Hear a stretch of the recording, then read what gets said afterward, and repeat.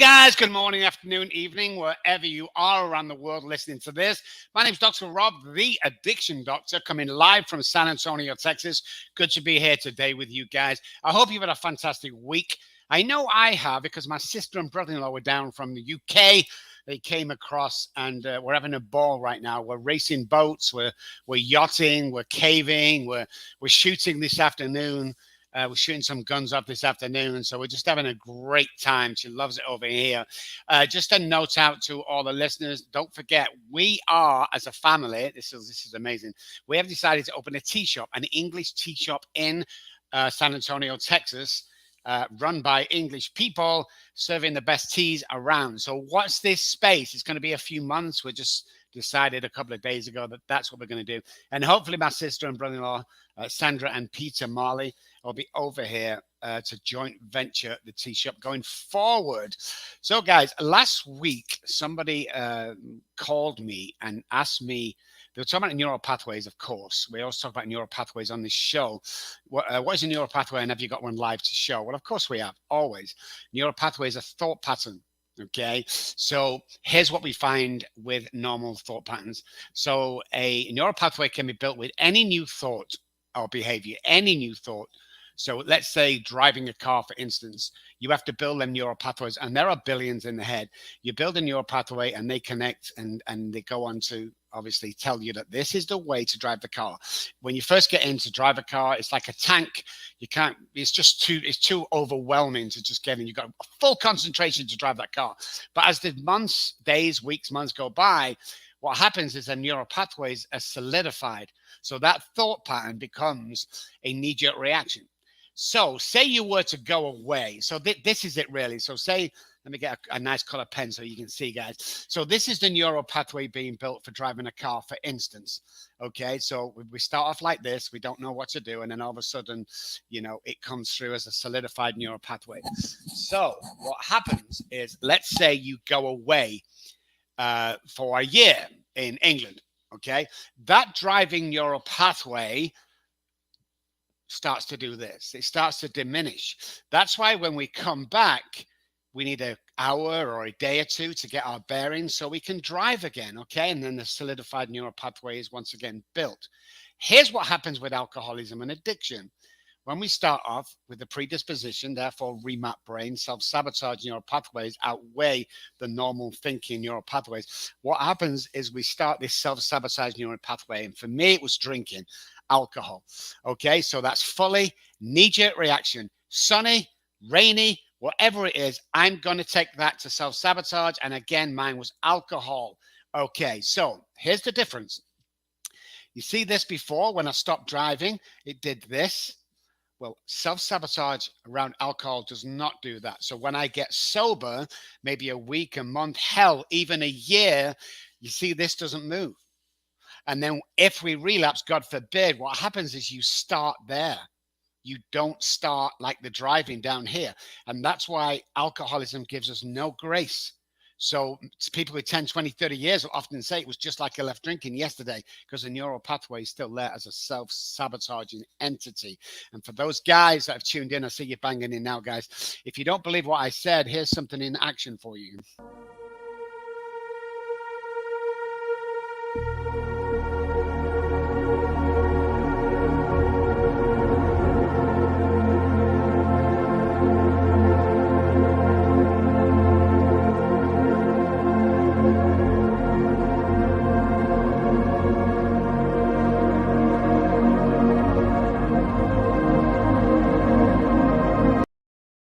Isn't that amazing?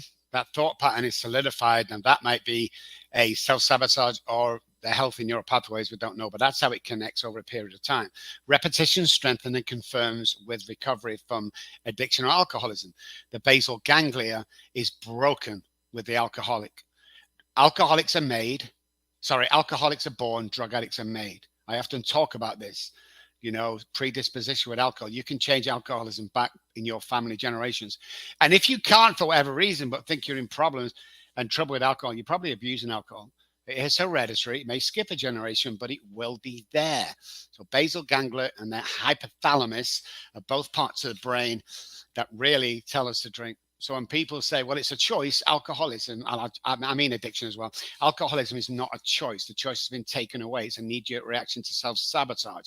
Alcohol's got 1% to do with alcoholism. 1%. What's the gateway drug, Dr. Rob? Trauma is the gateway drug, trauma. And we're finding more about it as we go on. But we go back. Every alcoholic in the world has trauma. Everybody. And everybody knows somebody who's an alcoholic or addict. And if you don't know anybody that's an alcoholic or addict, it's probably you, is what we usually say. So before we get on, guys, here we go. Listen, very carefully. I want to give a big shout out, because I do every week. But I mean, she does an amazing job. And she gets some great guests, and she does all the background work. But Courtney Davis, thank you so much, Courtney, for everything you do for not only this program, but more importantly for the company as a whole. We've been together for about 3 years now. Just absolutely phenomenal. Guys, Daddy, Please Stop Drinking. Amazon, it's selling really well. Jump onto Amazon. It's $9. Buy the book, read it. If you don't like it, text me. I'll refund your money, and then just pass it on to somebody else. And I want to stress, you hear sometimes people selling books, and they go, well, all the profits go to, that means after everybody's taken their piece, what's left, profits, go to a charity. Every dime spent on this book goes back out to one-parent families, people struggling, halfway houses, detox fees, court fees, whatever it may be. So we get the guys a new start out there. We'll cover that. Around 150,000 to 200,000 last year was given away. 20 grand of that was from the book, and the rest was from our own pockets. Me and Janet, because we like to see people succeed. If you want to be like me, tell me. I want you to be better than me. We'll show you a way. We'll teach you. We'll do anything you got to do, because everybody should be living the dream and not dreaming of living. Because that's what I did for many, many years. I dreamt of this amazing life. And for me, amazing life was just having dinner around the table with my family once again. And I knew that was never going to happen. But you watch the power of God. You watch the power of God and what he does in your life. While you're working with God's kids, miracles that happen on a daily basis, guys, a daily basis. You have to keep saying that to yourself. Happens on a daily basis. And you'll see him around you once you start working with God's kids. Okay, guys. Coach Kellen is on the show. I did some posting during the week. You've all seen it. I know you can't wait to listen to him and hear him. I also put his website out before, so most of you should be on there just looking at what this guy does. He's amazing, I must admit. So when Courtney came to us and go, hey, we have this guy who wants to come on the show. I did his show a month or 2, 3 months ago. I can't remember the actual date, and it was phenomenal. He's got a great voice. He has a great personality. He does amazing things. He's got so many books out. It makes me look like a beginner. And he's just a high profile, high energy guy. And he's my kind of guy. And I'll tell you why. I don't like miserable pigs. Can't stand the depressing. Can't stand the guys that's got a problem for every solution. So when you hear this guy and listen to him, you'll be amazed. Coach Kellen is on the show straight after this, guys. Stay tuned.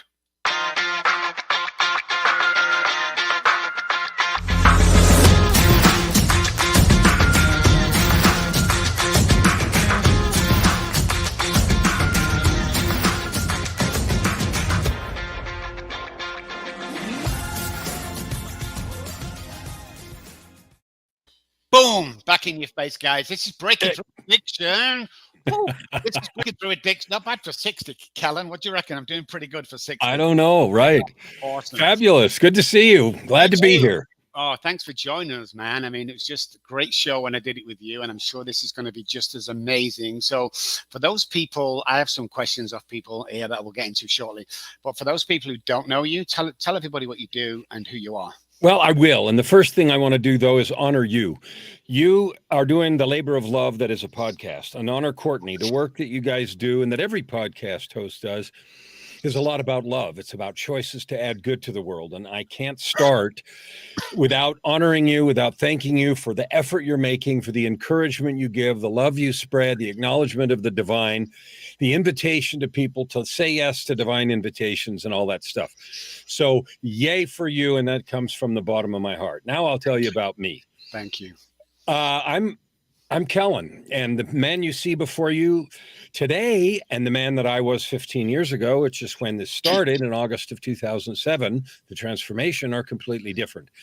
At that time, I was a $3,000 a week cocaine addict. I was a high-profile executive, a high-functioning addict. I had a life, in front and a disaster battlefield behind the scenes.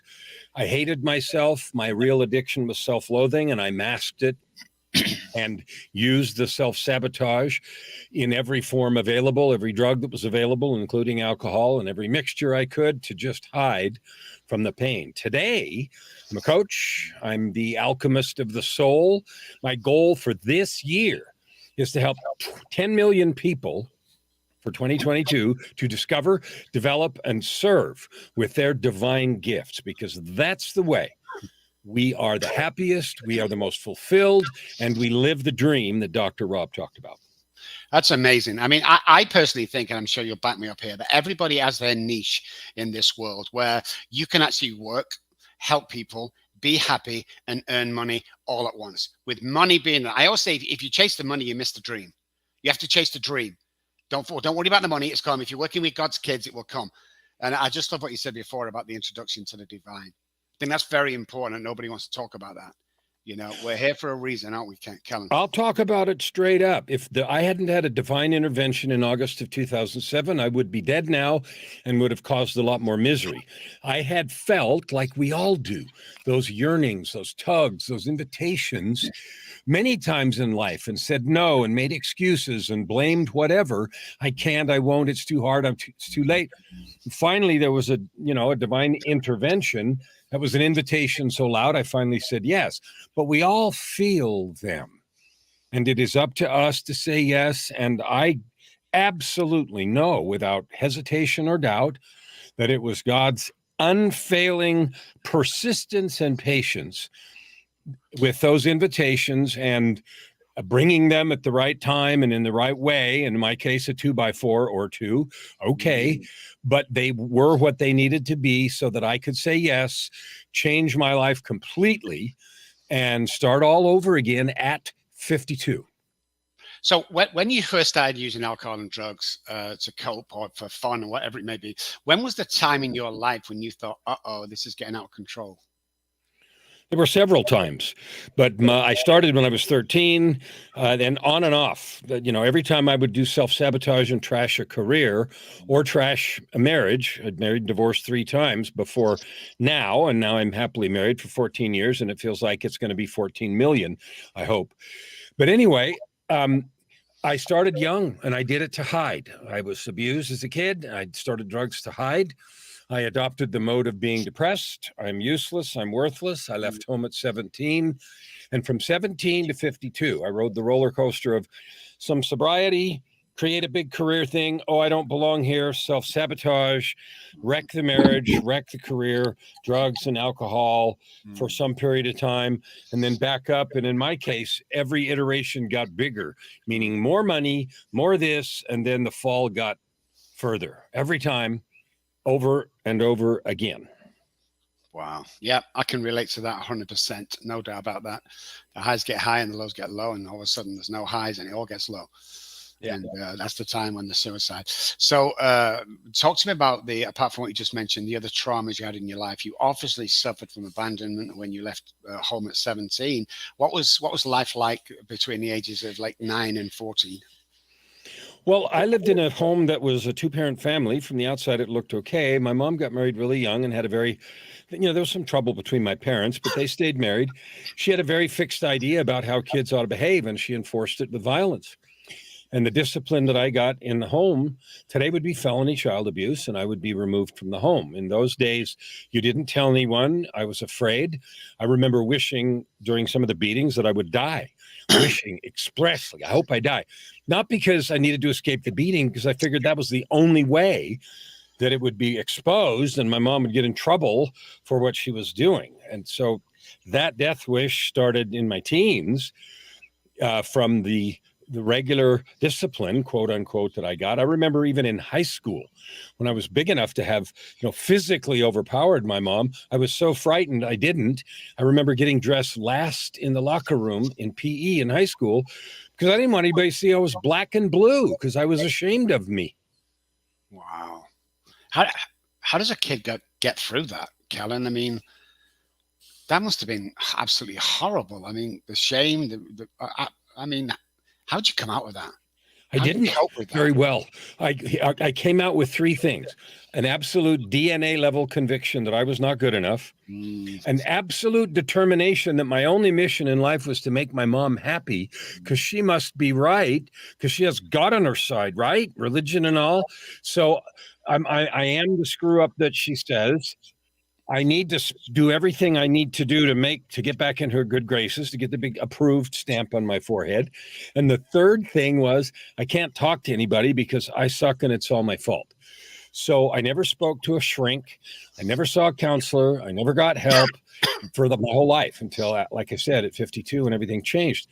But that's how I came out of it. And the consequence was my yearning to be a person and a bit of rebellion made me go do things that were not okay. I got married and when I was 21, and my parents didn't like the woman and didn't want me to get married and wouldn't let her in the house and treated her badly and, all that stuff. And that conflicted with my need to get back in the good graces. And I kept thinking, well, if I just try hard enough, and it was just this confusing mess. And I had absolutely no one to talk to help sort it out. So I sorted it out poorly by myself. After 5 years, I trashed that marriage and then went into drugs and alcohol. Look, I'm proving that my mom is right. I really suck after all. And you know the drill. I mean, you've been there, you've seen it, you've touched it. It's messy, it's ugly, and you live with this story in your mind that you can't see a way around or through at the time because you believe it's true. Oh, that's very powerful. Very powerful. We'll be right back with Coach Kellen, guys. Stick with me. Quick note from our good friend, Monty Myers. This is not a commercial. This is telling you about you can't buy a commercial on this show. I'm just telling you that. But here's Monty.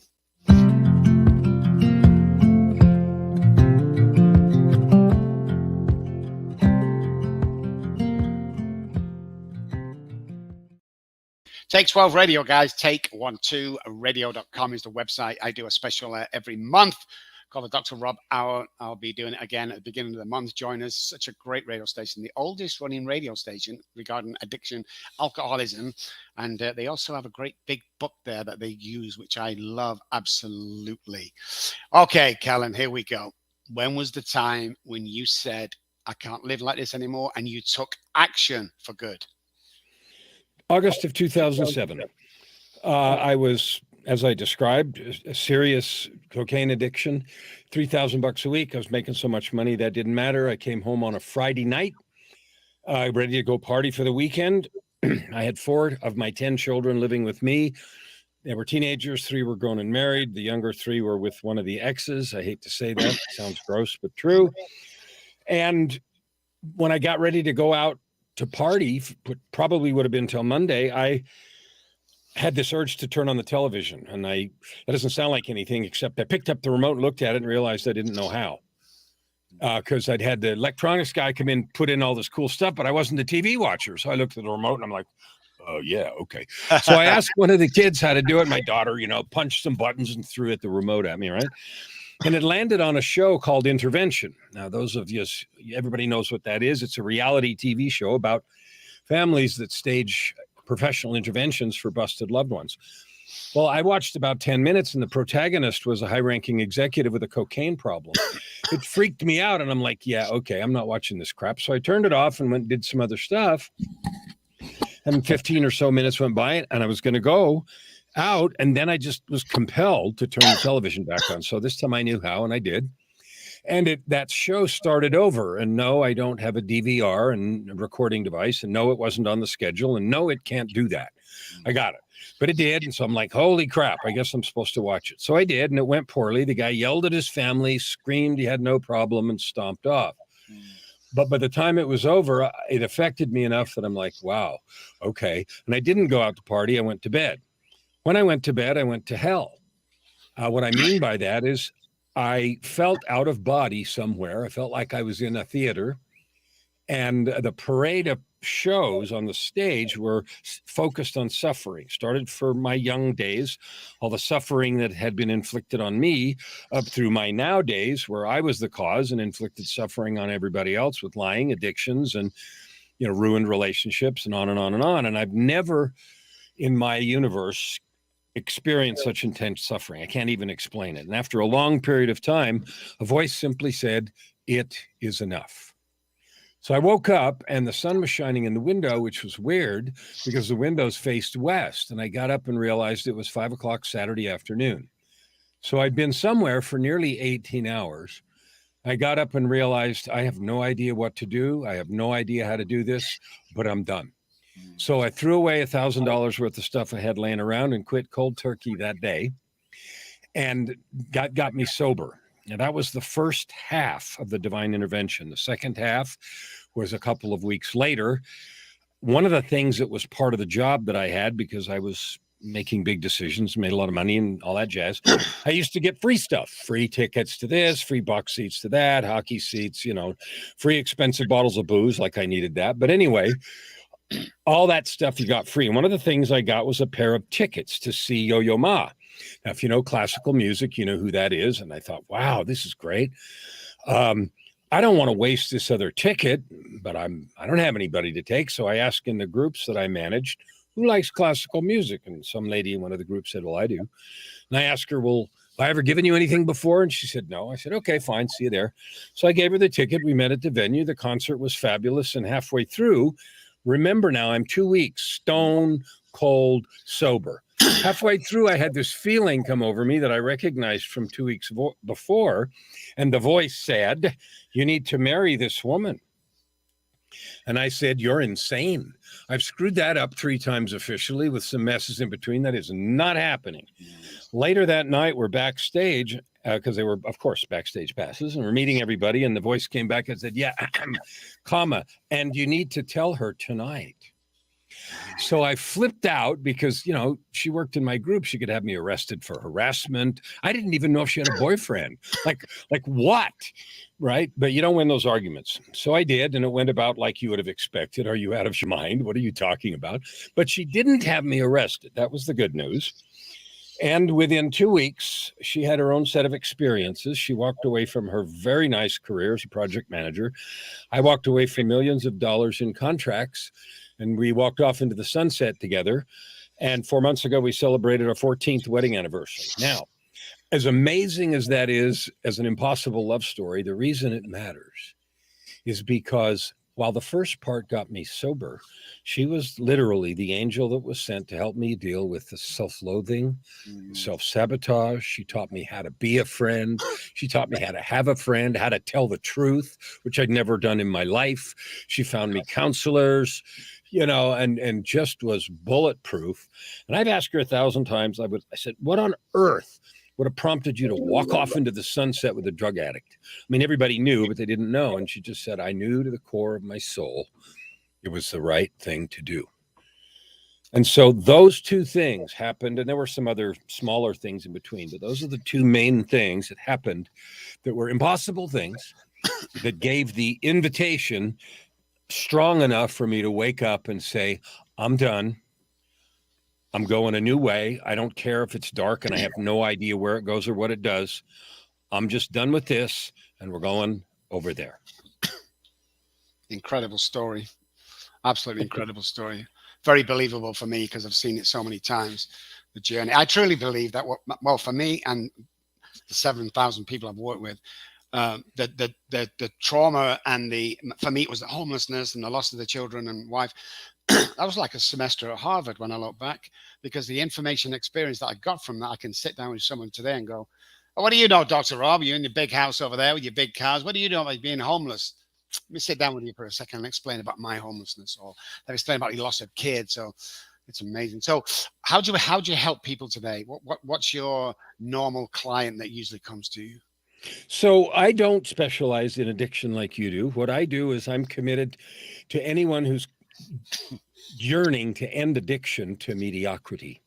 We have all felt the desire to level up, to do more, to be more, and we know it, and we ignore it most of the time. So sometimes it's people with substances or with other behavioral issues, but most of the time it is people who simply say, I'm just done settling for what is obvious and easy. I'm ready to say yes. I'm ready to do the work.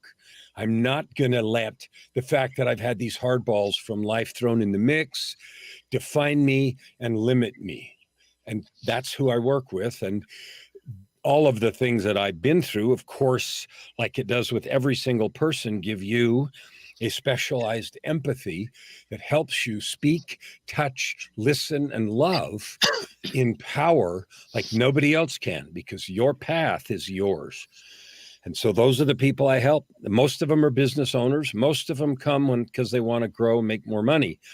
And almost all the time, we end up within a month working on the only thing that matters, and that is, who are you choosing to be in the world every day, in every interaction and in every conversation? Are you blaming? Are you owning your life? Are you looking for a scapegoat? Are you ready to take responsibility and do whatever it is, including go to 12-step meetings, get help, be honest, fess up, get vulnerable, whatever it is? Are you ready to do the work to show and uncloak the divine gifts that you have? Give me a highlight of your professional career as a coach. One instance. One instance. There's lots with money, but I won't give one of those. I had a client that was 2 years with me, and he had a business, carpet and cabinet making, and he was doing very well. I helped him do some good stuff and grow his business, blah, blah, blah. And he came to me after a couple of years and he said, can you help my son? And I said, I don't know. I knew he had kids, but I didn't know his kids. I said, what's wrong? And he said, well, he's a heroin addict. Has been for 2 years. He was an honor student going to Arizona State. And somewhere between his junior and senior year, his demons came up, whatever. He lost his scholarship. He'd had a girlfriend. He had a kid. And he got to be addicted to heroin and had been now for 2 years. And was about to lose everything. And so I asked my client, I said, well, does he want help? Or is this you wanting him help? And he said, no, he really wants to do something. I said, well, I don't know. All right, have him come talk to me. And so this happened to be in person. Most of my clients are not, but he lived in Phoenix, where I did at the time. Saturday morning, his kid came over and I kicked his dad out and we talked for 3 hours in the way that you just did. And he'd used Friday morning. This was Saturday morning. And so I had him, he committed. I don't want to do this. I want to change. And he was all in. And so I had him give me all of his money and his credit cards and his stash and everything else. And when we were all done, I said, now give me your secret stash. And he looked at me with this weird look. And I said, don't bullshit me, man. I said, you look who you're talking to. And I told him a few things like I just told you guys about the addictions. And so he sheepishly handed me the rest of the crap. I made a deal with him and his dad that he wouldn't be alone for the next 96 hours. I told him I'd be available. I had to go speak at a conference in San Diego, and I did, but I spent a lot of the days in the parking lot on the phone with a trembling young man trying to keep his promise. He got himself into it, or his dad helped him. He got into a 90-day residential rehab. He quit. He kept his girlfriend, kept his kid, went back to school, finished college, and went to graduate school. There. Beautiful. I love that. Absolutely. Kellen, do you believe we can get anything we want? Do you believe we can live that dream that we always wanted to live? Is that in each and every one of us? The name of my podcast that you are on is called Your Ultimate Life. And it's based on the idea that you, whoever you are hearing this right here, right now, no matter what has come before, can have a life of purpose, prosperity, and joy by serving with your divine gifts. Yes, it's possible. Yes, you can have it. And it's not out there somewhere. It's right here in front of you. Powerful stuff. I like that. Tell me about your books. Well, that's one thing I never thought I was. And that whole executive thing, I never wrote anything, some technical papers and whatever. After I got moving along this road, I had the urge to write. So I started writing books, and now I've written 16, and I have 6 of them more underway right now.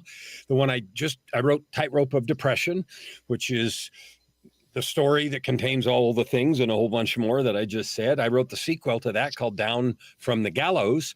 And the 3rd volume of that trilogy will be out in January or February of next year. I also wrote an album of music with each of those, telling stories, 11 songs with each book. I just finished a book in December that was weighing on my heart for a long time, and the name of it is Forgiveness, a journey of courage to a place of freedom and power. Because second to love, forgiveness is the most powerful word in the universe, in my opinion. It's beautiful, man. Where can people find you, Kellen? You know, one of the things that's fun about having a weird name like Kenan Fluckiger is I can't hide. Like, all you have to do is spell the name right. If someone says they can't find me, they're either not looking, they're fibbing, or they're spelling my name wrong. And it's spelled right on the screen. So Amazon, Facebook, LinkedIn, YouTube, Google, anywhere you want. And of course, my website is my name. And you know, when I went to get my website, I had no trouble. www.kellenflukiger.com. $2. Like, yeah, $2. There was no competition. So there you go. Man, Anywhere you want. That's funny. I went to get my website when I first came here 15 years ago, 14 years ago, and ROBKELLY was about $4,000 and it wasn't available. So a friend of mine says, do you ever think of spelling your name with 2 B's? I said, no, not really. He said, try it. robkelly.com was $1.29. Amen. Hallelujah. Good for you. Unbelievable. Kellen, thank you so much for being on the show. You're absolutely amazing. I enjoyed every second of it. Just an influencer. That's what I'm putting you down as. You're an influencer, and you probably don't like that tag, but I want to thank you for the hundreds of thousands of people that you have helped with our ripple effect, if not millions. It's real hard sometimes. I know we find it easy because we've been doing it a long time, but it's really hard to stand up and be counted in this world.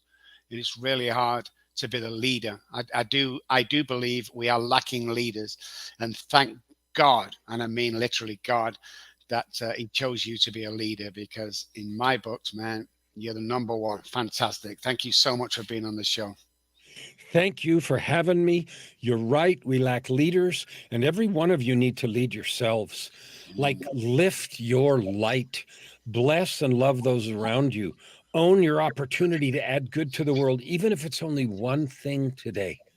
I just did a Facebook Live earlier today talking about 1%, the myth of all or nothing.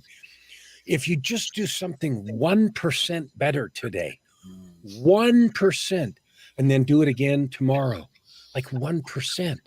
You know, in 3 months, you're going to be 100% better almost. Wow. 1%. You can do that. Yeah, definitely. 1%, guys. Coach Kellen was on the show. Amazing guy. Give me 2 seconds. I'll be back to close the show, guys, but thank you.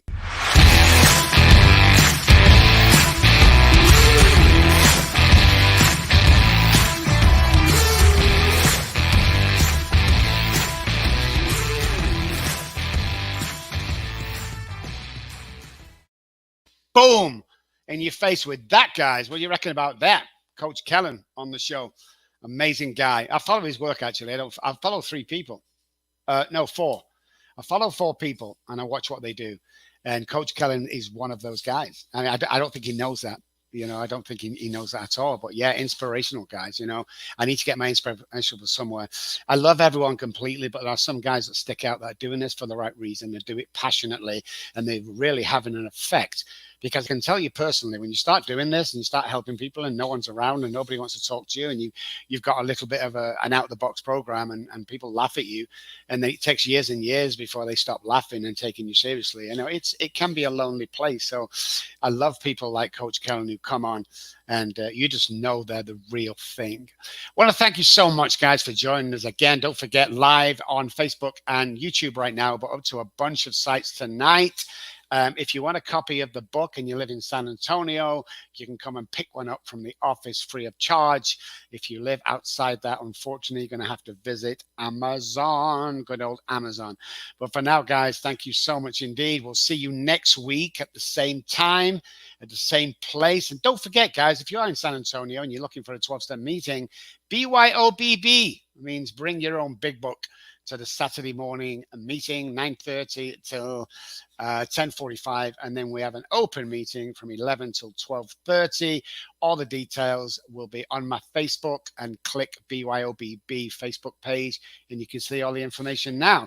We got a big surprise coming next week, so you're going to have to stick around for it. So, guys, thank you so much. See you next week, guys, and remember, empowered people empower people.